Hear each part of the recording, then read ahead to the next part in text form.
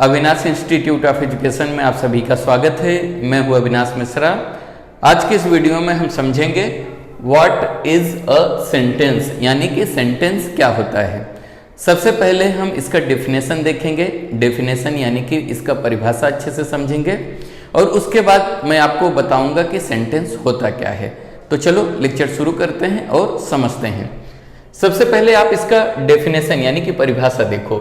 A group of words that contain a subject, a verb and predicate that makes a meaning when a sentence is written it begins with a capital letter and end with full stop. तो सबसे पहले आप इसका मतलब समझ लो। तो यहां पे देखो क्या लिखा है, ए ग्रुप ऑफ वर्ड्स। सबसे पहले आप समझो कि वर्ड क्या होता है। तो आपको मालूम है इंग्लिश में लेटर्स होते हैं, अल्फाबेट्स होते हैं, ए बी सी, ऐसे जो आप जेड तक लिखते हो इसे हम लोग क्या कहते हैं, इसे हम लोग अल्फाबेट्स कहते हैं। समझ में आ गया। तो जब ग्रुप ऑफ अल्फाबेट्स मिल जाता है, जैसे कि यहाँ पे मैं लिख देता हूँ M A K E, तो यहाँ पे क्या हो रहा है, ग्रुप ऑफ अल्फाबेट्स मिलके क्या कर रहा है, एक वर्ड बना रहा है। समझ में आ गया। मेक क्या है, MEAKE, मेक। मेक का मतलब होता है बनाना। समझ में आ गया। तो यहाँ पे ग्रुप ऑफ अल्फाबेट्स मिलके क्या हो रहा है, एक वर्ड बना रहा है। वर्ड का क्या होता है, एक मीनिंग होता है। ठीक है। दूसरा एग्जांपल आप समझो, जैसे कि मैंने यहाँ पे लिख दिया PEN,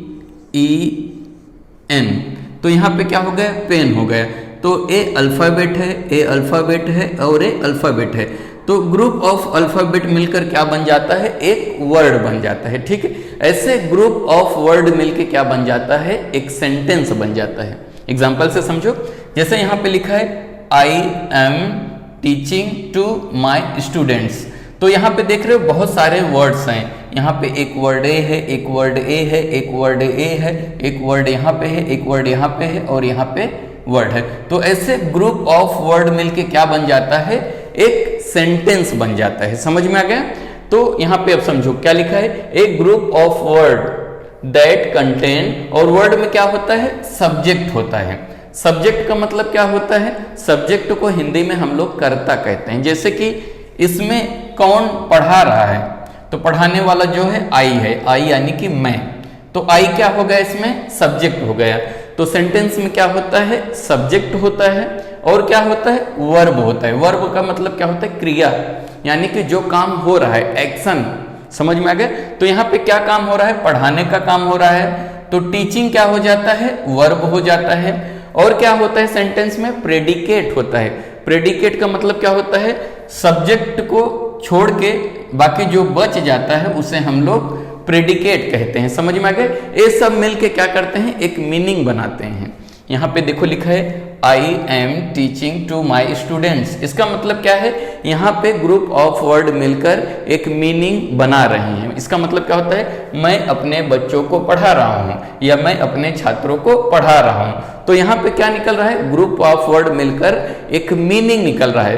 तो ऐसे ही ग्रुप ऑफ वर्ड मिलकर क्या बनाते हैं, सेंटेंस बनाते हैं। समझ में आ गया। सेंटेंस जो होता है स्टार्ट होता है कैपिटल लेटर से। यहाँ पे देख रहे हो आई जो है कैपिटल लेटर से शुरू हो रहा है और किससे एंड होता है, लास्ट में सेंटेंस के फुल स्टॉप होता है। समझ में आ गया।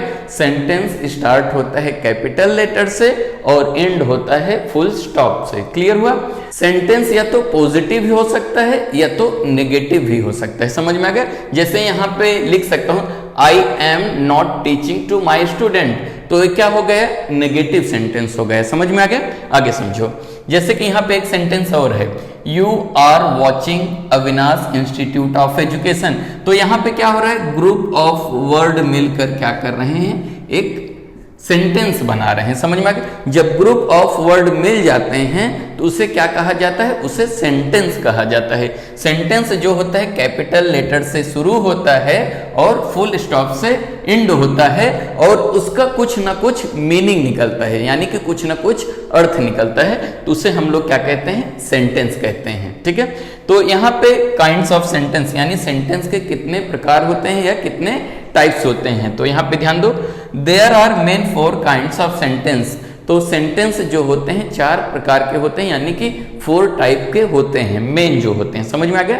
तो कौन कौन सा है? पहला जो है असर्टिव और डिक्लेरेटिव सेंटेंस। पहला जो होता है उसे हम लोग असर्टिव सेंटेंस कहते हैं, नहीं तो डिक्लेरेटिव सेंटेंस कहते हैं। क्लियर हुआ? दूसरा है इंट्रोगेटिव सेंटेंस, तीसरा है इंपेरेटिव सेंटेंस, चौथा है एक्सक्लामेटरी सेंटेंस। तो आने वाले वीडियो में हम काइंड्स ऑफ सेंटेंस के बारे में अच्छे से डिस्कस करेंगे। तो मुझे यकीन है कि आपको सेंटेंस क्या होता है इसका मीनिंग अच्छे से समझ में आ गया रहेगा। वीडियो कैसा लगा कमेंट करके जरूर बताइएगा। अगर अभी तक इस चैनल को आपने सब्सक्राइब नहीं किया है तो कर लीजिए। वीडियो देखने के लिए धन्यवाद।